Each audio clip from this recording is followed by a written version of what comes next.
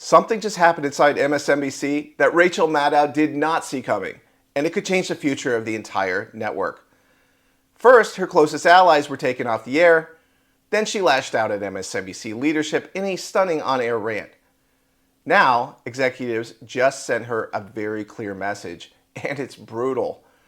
This is Explain America. Please like, comment, and share this story before we get to this because we appreciate your support. Now let's get into this.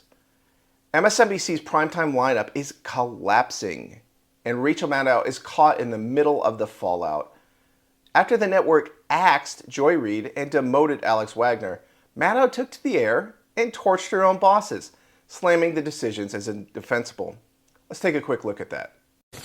I'm going to take a little point of personal privilege here just for a moment, if it is okay with you. You may have already heard about changes that have been announced at MSNBC over the last couple of days. The new president of our network made it official today. Some of our shows are moving to different time slots or expanding or going away altogether. In prime time, just so you know, I am here 5 days a week for the first 100 days of Trump's presidency as planned. And as planned, I will go back to just Mondays after that. That is not changing. What is changing is that the show, Alex Wagner Tonight, is not coming back at 9 after the first 100 days. Instead, Alex will be a senior political analyst for MSNBC, and Jen Psaki will start hosting the 9 p.m. hour all the other nights except for Mondays. So that's a big change. An even bigger programming change is at 7 p.m. Eastern, where Joy Reid's show, The Readout, ended tonight.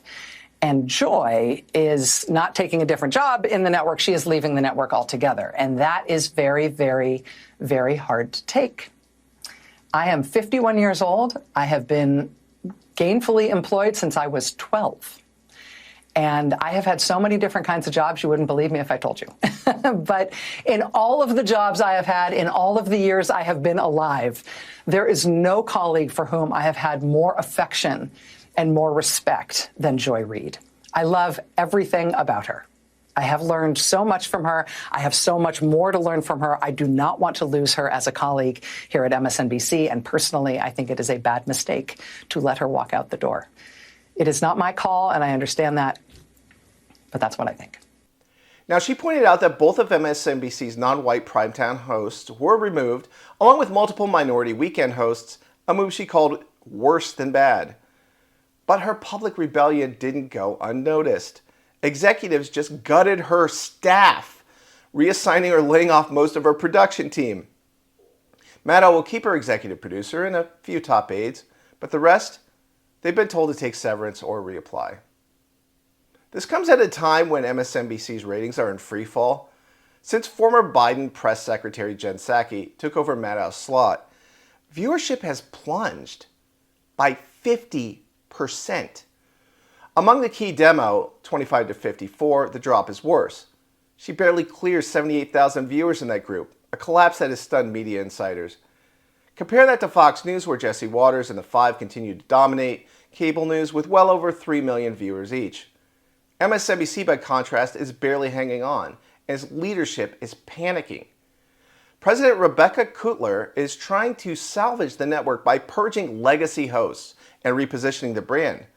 But if the plan was to replace failing shows with even worse ones, it's already backfiring. Viewers are leaving in droves, and Maddow's rebellion, well, it could have sealed her fate. She's still the biggest name on the network for now, but she's just been reminded that she's not above the machine.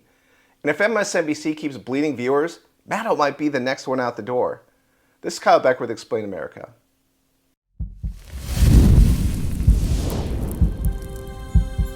And Macron, who's a good man, I said, "What are you doing?" He goes, "We're celebrating World War II, our victory." I said, "Your victory? Your victory? Tell me about that."